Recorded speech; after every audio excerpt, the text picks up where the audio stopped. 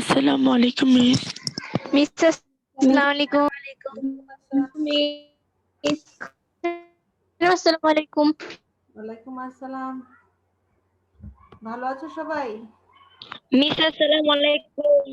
ওয়ালাইকুম আসসালাম। জি মিস, আমরা আলহামদুলিল্লাহ জি মিস ভালো। আলহামদুলিল্লাহ ভালো আছি।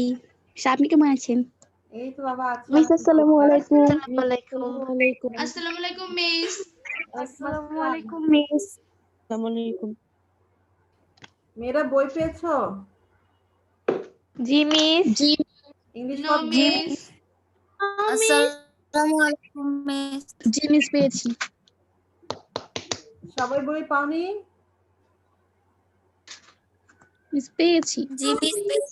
No miss miss. সবগুলা না, কিছু কিছু বই পেয়েছি আর কিছু কিছু না।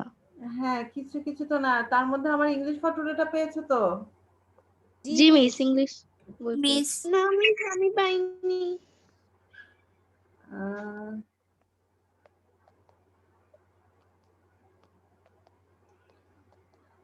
আচ্ছা, বাসায় কি পড়েছিলে টেক্সটটা?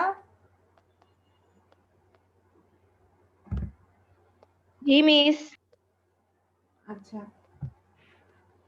মিস আসসালামু আলাইকুম। ওয়ালাইকুম আসসালাম। সবাই ভালো আছো না? জি মিস, অনেক ভালো আছে। আপনি? জি মিস, বাবা ভালোই আছি, আছি। আমিও তোমাদের জি দোয়ায় মিস। ভালোই আছি আলহামদুলিল্লাহ। আচ্ছা, এখন সবাই একটু ইন করলে আমি পড়ার দিকে চলে যেতে পারি।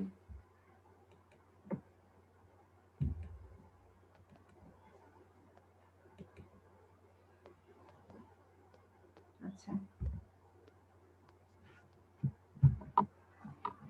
আচ্ছা মেয়েরা, আমরা তো ইউনিট 1 এর প্রায় 4টা লেসন। আলাইকুম।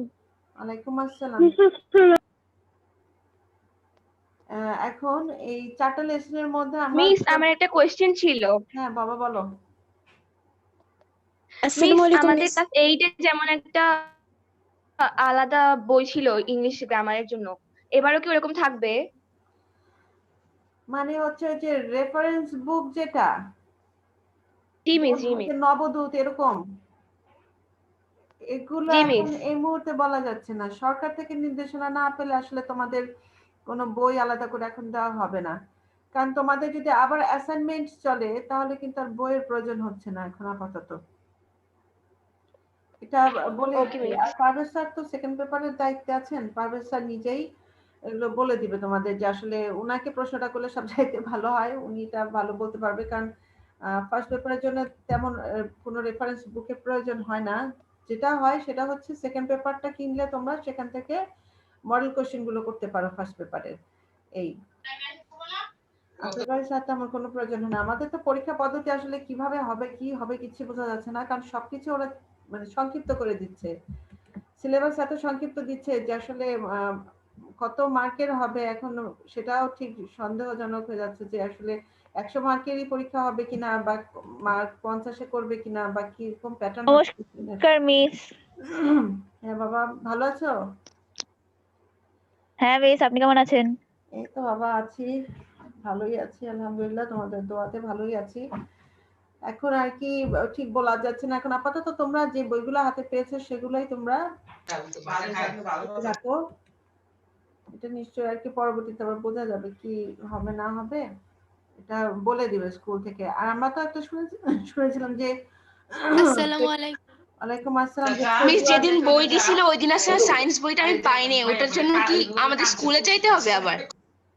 কিন্তু এখানে তো কোনো গ্রুপের বই দিচ্ছে না, সায়েন্সের বা আর্টস বা কমার্স না সায়েন্সের না, মানে নর্মাল সায়েন্স, জেনারেল সায়েন্স যেটা। যেটা। ও হ্যাঁ, কেউই বই পাইনি। পাইনি তো।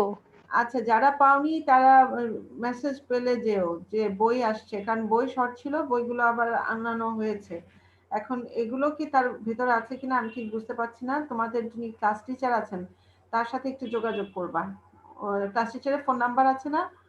ক্লাস টিচারের কাছ থেকে একটু জিজ্ঞাসা করবা যে বইগুলো কি আছে কিনা বা পাবা কিনা। বা আমাদের তো আসলে শিক্ষা প্রতিষ্ঠান থেকে এসএমএস দেওয়া হয়, তোমাদের বই টই আসলে বলা হয়। তো সেরকম তোমার নির্দেশনা পেলেই তোমরা যেতে পারবা। আচ্ছা মেয়েরা সবাই কি আসছো? আমি কি এখন শুরু করব? সবাই জি যদি মিস। বই পেয়ে থাকো তাহলে আমি একটু বলি, একটু একটু রিডিং পড়ার একটু চেষ্টা করো। কেউ একটু রিডিং পড়ার চেষ্টা করো এখন। আমি পড়বো। মিস আমি পড়ি। আচ্ছা পড়ো। মিস অথই হ্যাঁ অথই পড়ো, সমস্যা নাই, পড়ো। আমি মিস বাংলা বলে দিচ্ছি, কোন পেজ? সমস্যা নাই। এটা হচ্ছে আমাদের ইউনিট 1 এর লেসন 2, যেটা হোম কামিংটা এর আগে আমরা পড়েছিলাম, কিন্তু আজকে মনে হয় আমরা লেসন 3 পড়বো। এখানে লেসন 3 ওভাবে উল্লেখ নাই। এখানে লেসন 3 আছে বঙ্গবন্ধু এট দ্য ইউএন। তার আগে যে বঙ্গবন্ধু ইউএন জাতিসংঘে যাওয়ার আগে আমরা হোম কামিং পড়েছিলাম। হোম কামিং এর আরেকটা অংশ ছিল যেখানে আছে দেখো ডি এর পরে আছে read the following text by the same author that describes বঙ্গবন্ধু's few more hours of হ্যাঁ মিস পেয়েছি। হ্যাঁ ওইটা একটু পড়ো।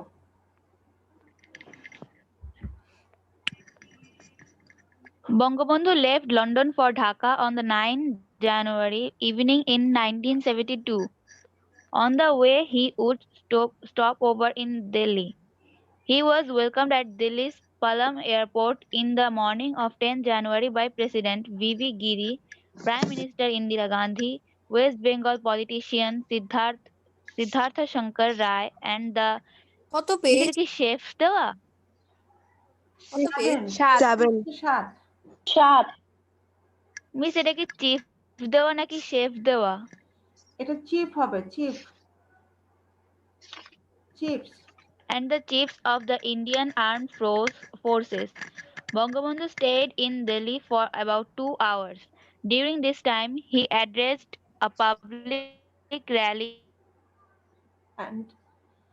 and mesmerized everyone, Gandhi, the people, and the politicians of India for the tremendous help they had provided to Bangladesh and its 10 million. Then it was on to Dhaka, আচ্ছা where millions of people. আমি পড়ো এই যতটুকু সে পড়লো, এই পড়ার মধ্যে কি কারো কোনো সমস্যা আছে বোঝার? জি মিস আমার একটা কোশ্চেন আছে। বলো। মিস এখানে বলেছে he addressed a public rally and mesmerized everyone. এখানে অ্যাড্রেসড মানে কি?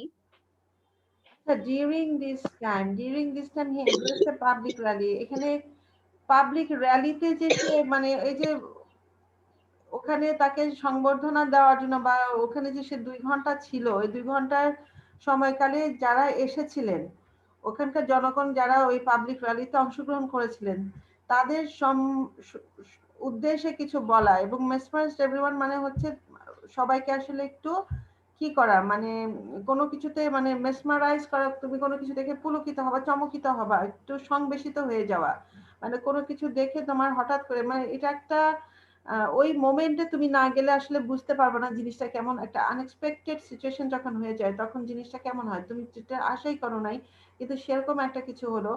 ইন্ডিয়া কিন্তু এই বঙ্গবন্ধু কিন্তু বাংলাদেশের নেতা, ঠিক আছে, কিন্তু তিনি যখন লন্ডনেও গিয়েছিলেন তখন কিন্তু সেখানকার যেই পাবলিক ছিলেন, সাধারণ জনগণ ছিলেন, তারাও কিন্তু খুব তাকে দেখে কি হয়ে গেছিল, মন্ত্রমুগ্ধ হয়ে গেছিল। আবার ইন্ডিয়া যখন ওখানে তিনি তখন কিন্তু সবাই তাকে দেখেও কি হয়েছিল, এই মন্ত্রমুগ্ধ হয়ে গেছিল। অর্থাৎ তার যেই উপস্থিতিটা সেই পরিবেশটাকে তখন অন্যরকম করে দিয়েছিল। এবং সেটাই এখানে বলা হয়েছে। এখানে তার ওখানে যে তোমার তাদের উদ্দেশ্যে যে কথাবার্তা বলা হয়েছে বা তাদের সাথে যে মত বিনিময় করা হয়েছে সেগুলোর কথা আসলে এখানে এভাবে বলা হয়েছে, কিন্তু এত তো ডিটেলস এভাবে বলে নাই, জাস্ট এগুলো মানে সংক্ষেপে এখানে বলা হয়েছে কথাগুলো। During his time he addressed a public rally, মানে এখানে পাবলিক র্যালিতে তাদের যাওয়া হয়েছিল এবং সেখানে যে সবাইকে যে সংবেশিত করে ফেলেছিল সেগুলোর কথা এখানে বলা হয়েছে।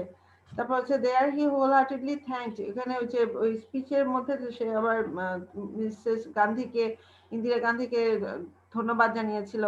এখন এখানে আসলে একটা দেশে তো কত ধরনের ব্যক্তি, কত পোস্টের লোক থাকে, তো সবাইকে আসলে এই যে এখন আমাদের কি রোহিঙ্গা যে জনগণ, এখন তারা যে আমাদের দেশে রেফুজি হিসেবে আছে, এখন এটা আসলে মিয়ানমারের তো উচিত ছিল বাংলাদেশকে আসলে ধন্যবাদ জানানো, কিন্তু বাংলাদেশকে কিন্তু সে পর্যায়ে তারা কোনো কিছু করেনি, কারণ তারা বলছে যে তারা এটা কোনো দোষই করে নাই, ঠিক আছে। কিন্তু আমার কথা হচ্ছে যে একটা মানুষ, যে বঙ্গবন্ধু কতটা মানে কৃতজ্ঞতা ভরে যে এত লোককে তারা যে শরণার্থীদের আশ্রয় দিয়েছিল, এটার জন্য যে তাদেরকে তাদেরকে ধন্যবাদ জানানো, এই ধন্যবাদ জানানোটা আসলে বঙ্গবন্ধু নিজেই চিন্তা করেছিল যে কতটা মানে বড় কাজ একটা দেশের মানুষকে শেল্টার দেওয়া, এবং তিনি কিন্তু সেটা করেছেন সে সময়ে তাদেরকে এই কৃতজ্ঞতা প্রকাশ করে যে আসলে এটা তারা আমাদেরকে আসলে একটা বিশাল সুযোগ। কারণ এই যুদ্ধের সময় আমরা যদি তখন ভারতের সাপোর্টটা না পেতাম তাহলে কিন্তু আমরা পাশাপাশি কোন দেশে যে আমাদের আর শেল্টার হতো, আমরা আমাদের তাহলে জীবনের নিরাপত্তা কিন্তু আর পেতাম না। আমাদের কিন্তু অনেক লোক তাহলে কি হতো, মারা যেত। প্লাস হতে কি হতো, এই মুক্তিযুদ্ধের যে ট্রেনিং সেটাও কিন্তু আমরা খুব নিরাপদে কিন্তু নিতে পারতাম না। ঠিক আছে, এটা কিন্তু খুব সমস্যা হয়ে যেত। আচ্ছা অথবা এখন তাহলে এখান থেকে একটু পড়ো, ওই যে পরের পৃষ্ঠা 8 থেকে একটু পড়ো।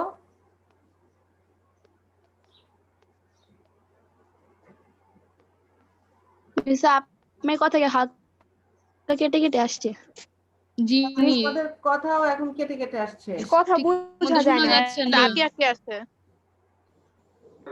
টেকনিক্যাল প্রবলেম এগুলো চলতেই থাকবে, এইগুলো নিয়েই আমাদের পড়াশোনা।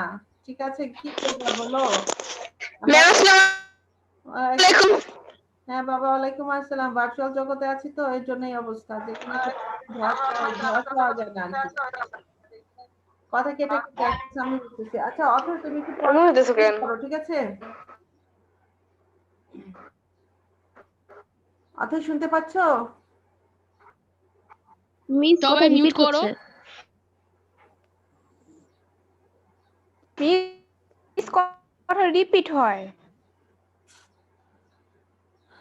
কথা তো আমিও শুনতে পাচ্ছি, তোমাদের ওখান থেকে রিপিট হয়ে আসছে। আচ্ছা আমি এখান থেকে একটু বলি, তোমরা একটু শোনো। Then it was on to Dhaka, where millions of people had begun to crowd the route that the leader would pass, and the racecourse Maidan, where the leader would deliver speech before going home. এখন তারপর তারা দিল্লি থেকে move করলো কোথায়, ঢাকার উদ্দেশ্যে। এখানে লাখ লাখ মানুষ এখানে ভিড় জমিয়ে ফেলেছিল। তাদের প্রাণপ্রিয় নেতা এখান দিয়ে পাস করবে, এখান দিয়ে যাবে, এবং তারা যে রেসকোর্স ময়দান সেখানে তিনি যে ভাষণ দিয়েছিলেন সেই যাওয়ার আগে তিনি আরেকটা স্পিচ, বাসায় যাওয়ার আগে একটা স্পিচ ডেলিভার করবেন, সেজন্য তারা অপেক্ষা করছিল। On the tarmac at Tejgaon airport. এখানে টার্মেক হচ্ছে আলকাতরা মেশানো কোনো নুড়ি বা রাস্তা, অর্থাৎ হয়তো সেখানে তোমার তখন কোনো সংস্কারের কাজ চলছিল হয়তো বা এখানে এয়ারপোর্টের রাস্তাটাকে বোঝানো হয়েছিল। লিডার কি বঙ্গবন্ধু শেখ মুজিবুর রহমান? বুঝি নাই, সরি। এখানে লিডার বলতে কি বঙ্গবন্ধু বোঝানো হয়েছে? হ্যাঁ হ্যাঁ হ্যাঁ, এখানে বঙ্গবন্ধুকেই বোঝানো হয়েছে, কারণ ওনাকেই তো ফোকাস করে কাজ করা হচ্ছে। উনি তো বাংলাদেশে প্রত্যাবর্তন করার আগে একবার লন্ডনে স্টে করলেন, তারপরে আবার দিল্লিতে স্টে করলেন, তারপর আবার ঢাকায় পেলেন। তার মানে তার পথটা কিন্তু দুই জায়গা থেকে হয়ে তারপর সে দেশে ফিরে এসেছেন, এবং দেশে ফিরে আসার পরের অবস্থাটা বর্ণনা করা হচ্ছে।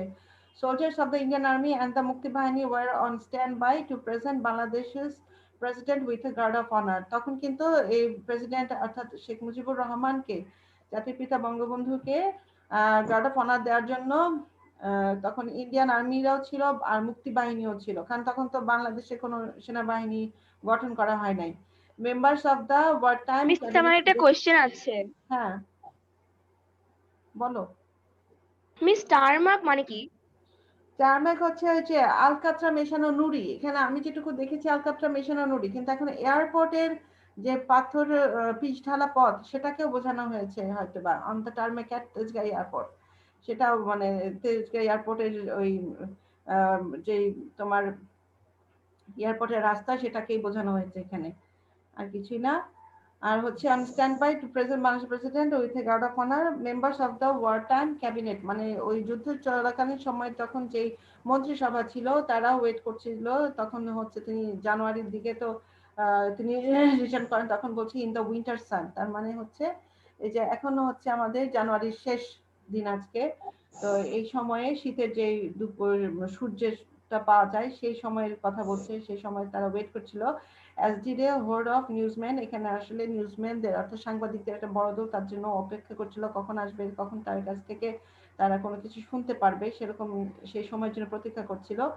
Sometime after 1:30 PM the Comet aircraft made available to Bangabandhu by the British government landed in Dhaka।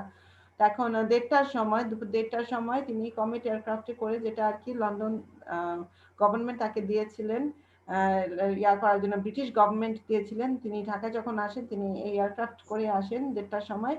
তো আসার পরের কাহিনীটা কি, as soon as the doors of the aircraft opened, যখন এয়ারক্রাফটের ডোর ওপেন হয়, বঙ্গবন্ধু appeared, উনি বাইরে বেরিয়ে আসলেন। It was clear he had lost weight due to imprisonment for nearly 10 months in a Pakistani prison. Pakistani কারাগারে তিনি 10 মাস থাকার কারণে সেখানে দেখা যাচ্ছে যে তার ওয়েট লস হচ্ছিল, তার ওজন কমে গিয়েছিল।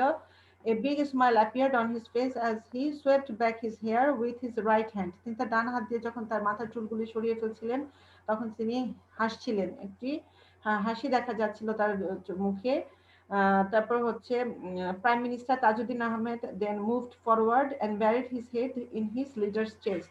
তখন যিনি প্রাইম মিনিস্টার ছিলেন তাজউদ্দিন আহমেদ, তিনি তখন বঙ্গবন্ধুর সামনে এগিয়ে গেলেন এবং বঙ্গবন্ধুর বুকে মাথা রেখে আর কি মাথাটা ঢুকিয়ে দিলেন। যে তোমরা এই সিনটা প্রায় সময় দেখতে পারবা, প্রায় সময় দেখায় এখানে টিভিতে ওই সময়টা, যে বঙ্গবন্ধুর বুকে মাথা রেখে কান্না করছিলেন এরকম। Both men broke down, both men বলতে এখানে বঙ্গবন্ধু এবং তাজউদ্দিন আহমেদ দুজনেই আসলে তখন কান্নায় ভেঙে পড়েছিলেন। Their tears soon led to moist eyes in nearly everyone else present around them. তাদের যে কান্নাটা তাদের আশেপাশে যত মানুষ ছিল তাদেরও কি করেছিল, তাদেরও চোখ সিক্ত করে দিয়েছিল।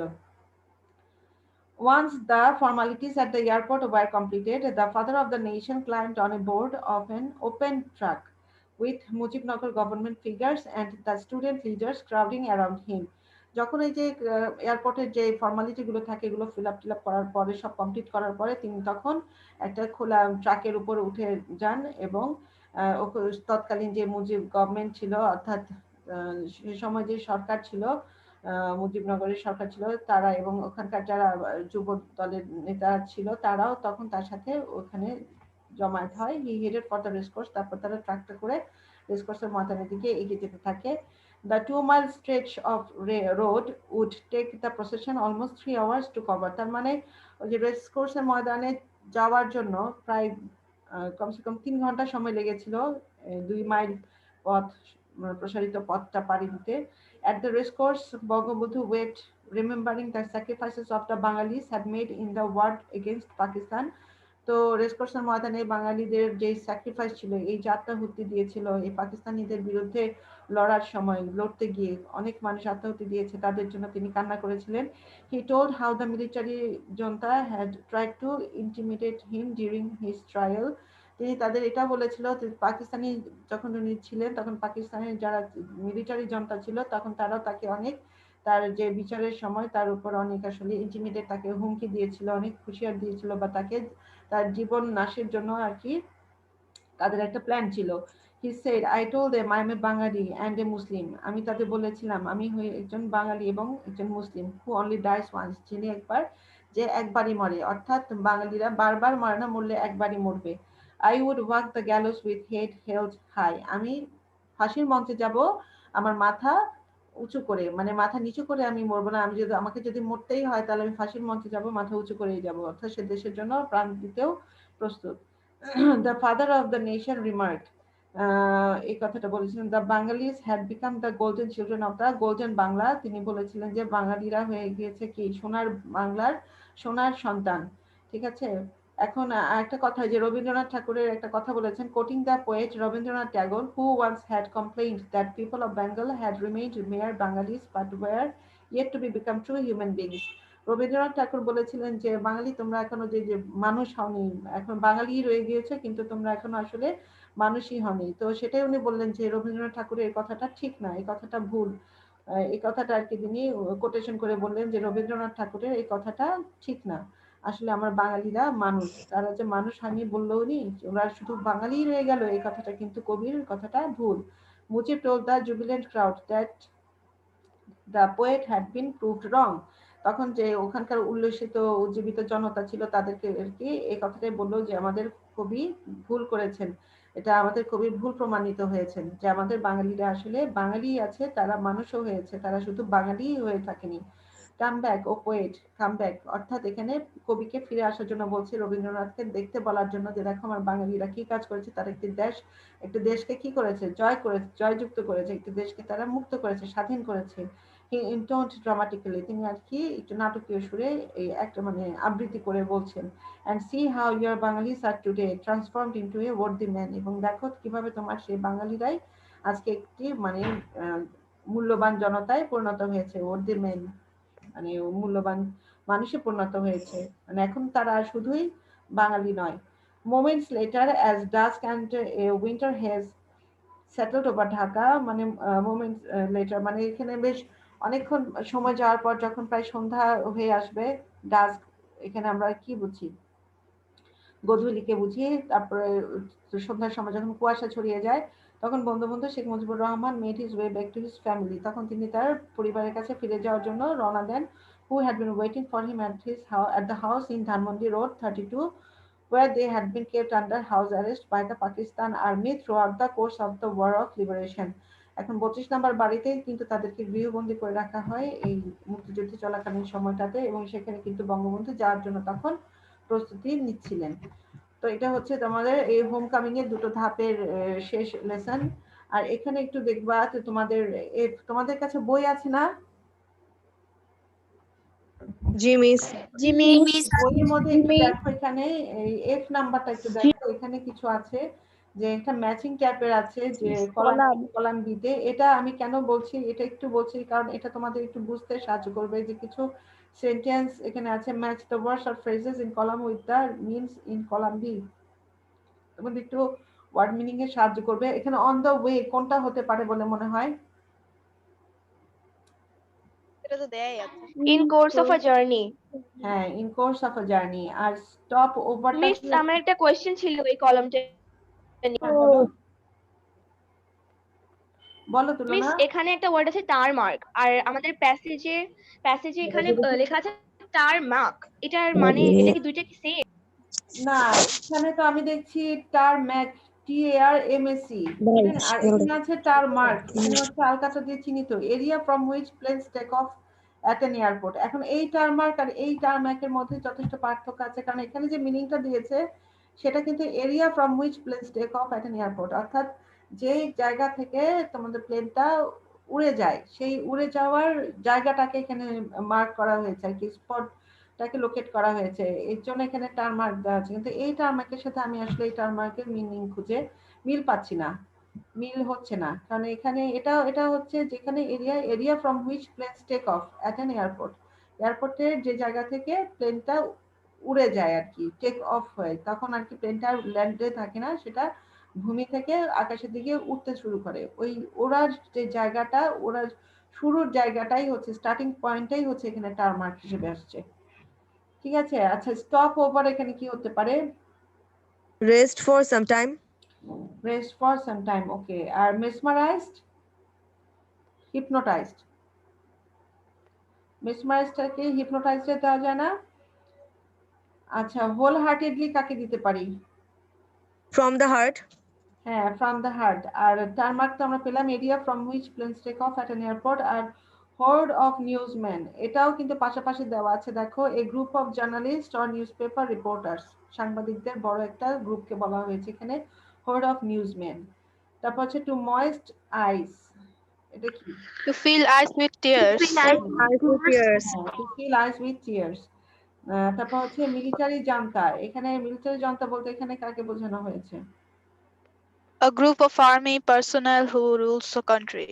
গুড, তার মানে হচ্ছে এখানে সেনাবাহিনীদের কথা বলা হয়েছে, যারা তখন আর্মি পার্সোনালদের কথা বলা হয়েছে, যারা আসলে তখন কি করতো, দেশকে পরিচালিত করতো বা শাসন করতো, এখনো তাই বলবো এখন মিলিটারি জান্তা। আর ইন্টোন্ড এখানে কি হচ্ছে? Intoned Uttered. হ্যাঁ, আটার্ড। আর winter haze, mist or fog Mist that or covers fog that covers. হ্যাঁ, এখন আমরা উইটনেস করি, তাই না? যেটা এখন আমরা উইটনেস করি, এই সন্ধ্যার দিকে আমরা দেখতে পাই যে চারদিক কি হয়ে যায়, কুয়াশাচ্ছন্ন হয়ে যায়। তো এটুকু মোটামুটি আমরা ওয়ার্ড মিনিটে দেখি। যে তোমাদের যদি ভবিষ্যতে অ্যাসাইনমেন্টের কাজ আসে, তখন তোমরা কিন্তু অ্যাসাইনমেন্ট তোমাদের এইটা যেমন অ্যাসাইনমেন্ট করেছিলে, এই 9এও তোমাদের অ্যাসাইনমেন্ট হয়তো বা দিবে, তখন আবার তোমাদের আবার অ্যাসাইনমেন্ট করতে হবে। আচ্ছা, এখন হচ্ছে এখানে কে নাম্বারে একটা কথা বলেছে, এখানে কি বলেছে, Bangabandhu had 3 sons, 2 daughters, his wife, brother, housemaid, caretakers and soldiers waiting for him. Imagine what happened after Bangabandhu had entered his home, then complete the following story. আচ্ছা, এখন এটা আসলে টোটালি এখন ইমাজিন করতে বলা হয়েছে যে তখন উনি যখন বাসায় ফিরলেন রেস কোর্সের ময়দানে। আমরা তো ছিলামই না, তো ইমাজিন করবো কি? হ্যাঁ, ছিল না, এখন ইমাজিন করতে বলা হয়েছে আর কি। Dhaka was full of crowd inside a house. There were family members, relatives and many others. The wall clock was ticking at every second. Wall clock তখন টিক টিক করছে। Two daughters were getting impatient to see their father. দুই মেয়ে তখন আসলে অধৈর্য হয়ে গেছে তাদের বাবাকে দেখার জন্য। They peeped through the windows 1,000 times. হাজারবার তারা জানলা দিয়ে উঁকি মারছিল। Baby Russell was asking his mother, Amma, when will Abba arrive? এখন রাসেল তার মাকে জিজ্ঞেস করছে বাবা কখন আসবে। Then slowly stopped the convoy before the main entrance of the historic house at Dhanmondi 32. ওই যে যার গাড়ি করে চলে আসছিল সেই গাড়িটা তখন ওই ধানমন্ডি 32 নম্বর বাড়ির সামনে প্রবেশদ্বারে স্টপ হয়। তারপরে যে সিচুয়েশনটা আসলে ফ্যামিলি মেম্বারদের সাথে যে সাক্ষাতের সময়টা সেটা তোমাদেরকে এখানে ইমাজিন করতে বলা হয়েছে। এখন সেটা আসলে কি ইমাজিন করবো মিস? কি ইমাজিন করবা? তুমি দীর্ঘদিন তোমার ফ্যামিলি মেম্বারদের থেকে বাইরে ছিলা, তোমার জীবন নাশের শঙ্কা ছিল, কেউ আশা করে নাই তুমি ফিরে আসবা, হঠাৎ করে তুমি ফিরে আসলা, তাহলে তাদের ওই সময়ের সিচুয়েশনটা কি হবে? সবাই কি কান্নায় ভেঙে পড়বে না? আনন্দে কান্নায় ভেঙে পড়বে না? মানুষ কি খালি দুঃখে জি কান্না মিস। করে? দুঃখে কান্না করে? মানুষ কিন্তু সুখেও কান্না করে। No miss. মানুষ যখন কোনো কিছু পায়, অনেক প্রত্যাশিত কিছু পেয়ে থাকে, তুমি খুব চাইলে আমাকে একটা কিছু কিনে দাও, একটা কিছু কিনে দাও, আমার আমার খুব মানে খুব চেরিশ একটা জিনিস তুমি চাইলা, কিন্তু তুমি অনেক দীর্ঘ সময় পরে তুমি জিনিসটা পেলা, সাথে সাথে কিন্তু না। তখন কিন্তু তুমি আশাও করতে পারো না যে তুমি জিনিসটা পাবা। যখন তুমি জিনিসটা পেলা তখন কিন্তু তোমার ফিলিংসটা একটু অন্যরকম হবে। তো এটাই চিন্তা করে দেখো যে নিজের যদি কোনো আত্মীয় স্বজন বা পরিবারের কেউ যদি হঠাৎ করে চলে যায় কোথাও, হঠাৎ করে না জানা দেশ থেকে আবার ফিরে আসতে পারে, তাহলে মোমেন্টটা আসলে কিরকম হতে পারে। তো এইটা আসলে এমন একটা ফিলিং যেটা যার সাথে হয় সেই ভালো বুঝতে পারে। আর এই জন্য এখানে বলা হয়েছে ইমাজিন, একটু কল্পনা করো যে কি হতে পারে। ইমাজিন হোয়াট হ্যাপেন্ড, কল্পনা করতে বলা হয়েছে। সেরকম কল্পনা করেই অবশ্যই একটা সিম্প্যাথেটিক কল্পনা হবে। এখানে কোনো এমন কোনো কল্পনা হবে না যেখানে কোনো কান্নাকাটি আসবে না, দেখে বিরক্ত হচ্ছে যে আসলো কেন, এরকম কোনো ফিলিংস আসবে না। কিন্তু এটা কিন্তু টোটালি একটা ইমোশনাল একটা টাইম সবার জন্যই, পরিবারের মেম্বারের জন্য এবং যিনি তখন গেলেন তার জন্য তো বটেই। কারণ তিনি তো চিন্তাও করেন নাই যে তিনি তাদেরকে দেখতে পারবেন, কারণ তিনি তখন মৃত্যুর সাথে লড়েছিলেন। ঠিক আছে, ফাঁসির মঞ্চে যাকে নিয়ে যাওয়া হয় সে কি কখনো চিন্তা করে সে ফাঁসির মঞ্চ থেকে ফিরে আসবে? যার কবর, যার জেলখানার সামনে কবর খুঁড়ে রাখা হয়, সে কি চিন্তা করেছিল ওই কবরে আমাকে কবরে শায়িত করা হবে না? কিন্তু তিনি সেই পথ থেকে যখন চলে আসেন তখন তিনি বুঝতে পারেন আসলে তিনি কাদের কাছে ফিরে এসেছেন, কাদের জন্য ফিরে এসেছেন। আচ্ছা মেয়েরা, ইউনাইটেড নেশন, ইউএন, ইউএন মানে কি?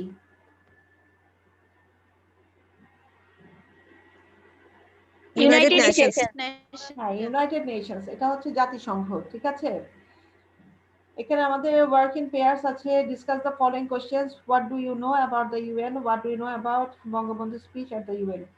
আচ্ছা, এখানে যেটা দেখাচ্ছে লেসন 3 তে বঙ্গবন্ধুর যে স্পিচ, আমাদের সময় কি আছে, আমরা কি এটা শেষ করতে পারবো? এখানে বেশ কিছু তোমাদের ওয়ার্ড পূর্বে মিস এই স্যার 10 11 মিনিট মিনিট বাকি। আছে। 11 মিনিট আছে। আচ্ছা, 11 মিনিটের মধ্যে যতটুকু হয়, আমি তোমার বাসায় কি একটু পড়েছিলে? যদি বাসায় পড়ে থাকো তাহলে তোমাদের একটু সুবিধা হবে আর কি, আর না পড়লে আর কি জিনিসটা তখন বুঝতে একটু কষ্ট হয়ে যায়। জি মিস পড়েছি। আচ্ছা, পড়লে একটু বুঝতে সুবিধা হবে। আচ্ছা, Bangabandhu's speech at the United Nations General Assembly is a matter of great pride for us. তিনি আসলে জেনারেল সাধারণ অ্যাসেম্বলিতে যে স্পিচটা দিয়েছিলেন, যে বক্তৃতা বা ভাষণটা দিয়েছিলেন, সেটা ছিল আমাদের জন্য একটা গর্বের বিষয়। He delivered the speech on 25th September 1974. উনি 1972-তে যখন বাংলাদেশে ফিরে আসেন, তার 2 বছর পর 1974-এ 25শে সেপ্টেম্বর তিনি জাতিসংঘে তার প্রথম স্পিচটা ডেলিভার করেন। Just after a week Bangladesh became a member of the UN, অর্থাৎ জাস্ট আফটার এ উইক, ঠিক 1 সপ্তাহ পর বাংলাদেশ যখন জাতিসংঘের সদস্য হলো, তার 1 সপ্তাহ পরে তিনি সেখানে যে স্পিচটা দিতে পেরেছিলেন। To be a member of the UN was not an easy go, as some influential countries were opposing the membership for Bangladesh. এখন আসলে হয়েছে যেরকম অবস্থা, বাংলাদেশ তখন যুদ্ধ বিধ্বস্ত একটা দেশ, এবং এই সময়ে ওই, আর এটা হচ্ছে উন্নয়নশীল একটি দেশ, দরিদ্র দেশ হিসেবে পরিগণিত ছিল।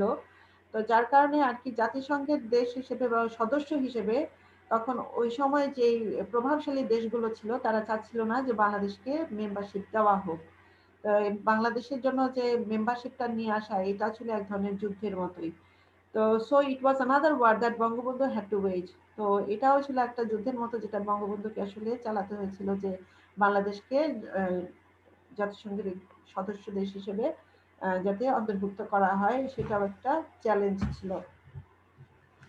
তারপর হচ্ছে বাট ফাইনালি বঙ্গবন্ধু ওন, কিন্তু পরিশেষে দেখা গেল যে বঙ্গবন্ধু জয়লাভ করে। He won not only the UN membership but also everyone who listen to his ever first speech at an UN. তখন তিনি শুধু মেম্বারশিপটাই জয় করেননি, তিনি তখন সবাইকেই জয় করেছিলেন। সবার যেই সেন্টিমেন্ট, ইমোশন, সবার যে আসলে বাংলাদেশ সম্পর্কে একটা ধারণা, সেগুলো সম্পর্কে তারা কিন্তু একটি নেতিবাচকই ধারণা ছিল, যেটা তিনি আসলে তার বক্তব্যের মাধ্যমে পজিটিভ করে তোলেন সবার কাছে। It was a very, very busy experience for him. He came, he saw and he conquered everyone. মানে এখানে এটা ইট ওয়াজ আ ভেরি ভেরি বিসি, যেটা এক্সপিরিয়েন্স এখানে দেখলাম, ভেরি এখানে অর্থ হচ্ছে যে আসলাম, দেখলাম, জয় করলাম, এরকম আর কি। এটা তিনি আসলেন, দেখলেন এবং জয় করলেন সবাইকে, এরকম একটা এক্সপিরিয়েন্স ছিল। Bangabandhu was the first person in the history of the UN to deliver speech in Bangla, the language of the 7.5 crore Bangalis. তার মানে হচ্ছে এখানে উনি যে প্রথম স্পিচটা দেন, সেই স্পিচটা ছিল বাংলা ভাষায় দেওয়া, এবং সেটা আমাদের মুক্তিযুদ্ধের আগে যে যুদ্ধ হয়েছিল সেটা তো অবশ্যই ভাষা আন্দোলন।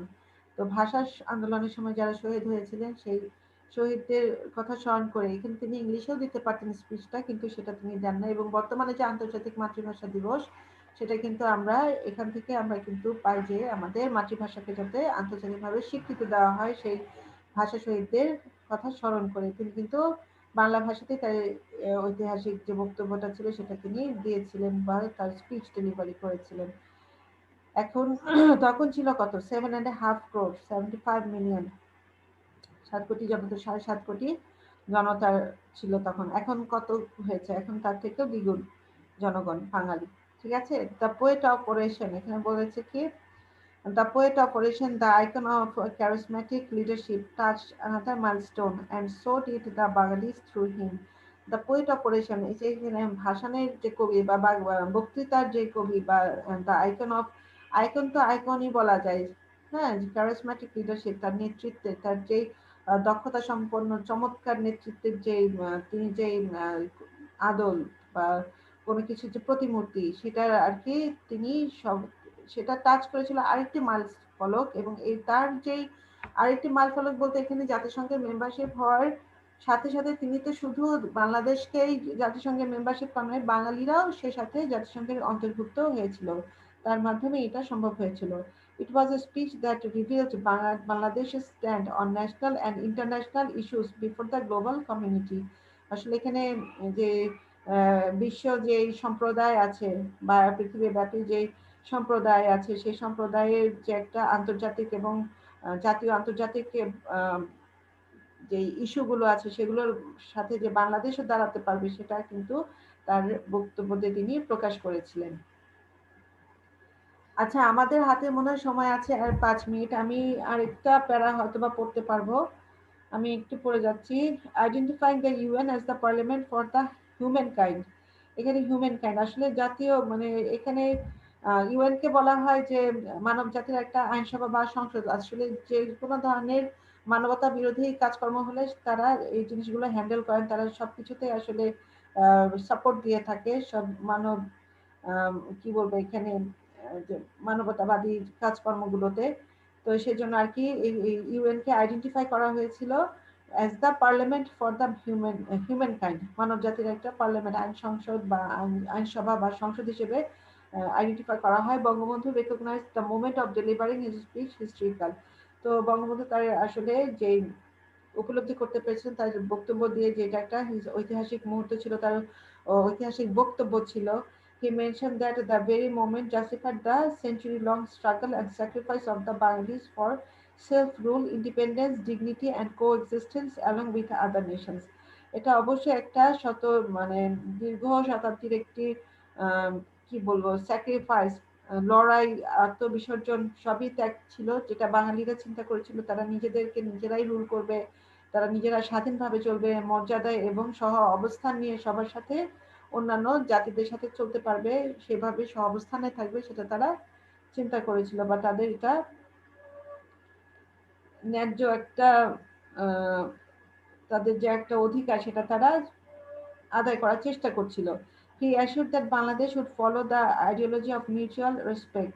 এখন এখানে আইডিওলজি কি চিন্তাধারা, ভাবাদর্শ, এখানে তারা অন্য মানে এখন তো তারা একটি দেশ হয়ে আরো অন্য যে পৃথিবীর যে স্বাধীন রাষ্ট্রগুলো আছে তাদেরও একটা সাথী হয়ে যাওয়াতে তারা যেভাবে চিন্তা ভাবনা করবে বা তারা যেভাবে তাদের প্রতি যে পারস্পরিক সম্মান, তারপর হচ্ছে শ্রদ্ধাবোধ, ন্যাশনাল সভরেন্টি, সার্বভৌমত্ব, একটা যে স্বাধীনতার রক্ষার সার্বভৌমত্ব, আঞ্চলিক যেই মানে অখণ্ডতা, সেগুলো regional integrity and non-interference into internal issues of other countries. And non-interference মানে হচ্ছে যার যার দেশের যে মানে বলে না যে ভেতরের যে এখন আভ্যন্তরীণ যে ব্যাপার স্যাপার সেখানে কিন্তু অন্য একটা রাষ্ট্র কিন্তু তোমার নাক গলাতে পারবে না, এটা কিন্তু অধিকার নেই। আন্তর্জাতিক ভাবে কেউ হস্তক্ষেপ মানে মিন্স অন্য দেশের অভ্যন্তরীণ বিষয়ে হস্তক্ষেপ না করা, হ্যাঁ না করা,